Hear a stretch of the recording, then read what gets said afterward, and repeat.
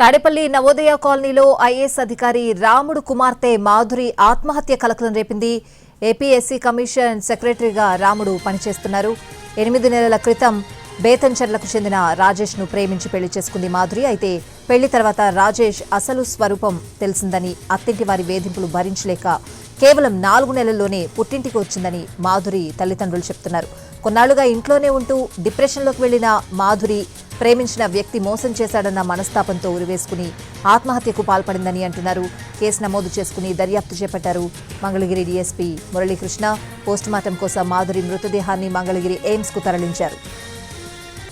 తాడేపల్లి నవోదయ కాలనీలో ఐఏఎస్ అధికారి రాముడు కుమార్తె మాధురి ఆత్మహత్య కలకలం రేపింది. పూర్తి అప్డేట్స్ అడిగి తెలుసుకుందాం. విజయవాడ నుంచి మా ప్రతినిధి వినయ్ లైవ్ లో ఉన్నారు. వినయ్,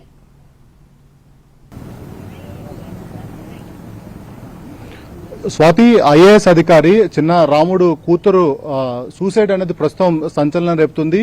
ఈ సూసైడ్ వెనక అనేక సస్పెన్స్ కూడా నెలకొంది. ఒకరిపైన ఒకళ్ళు ఆరోపణలు చేసుకుంటా ఉన్నారు.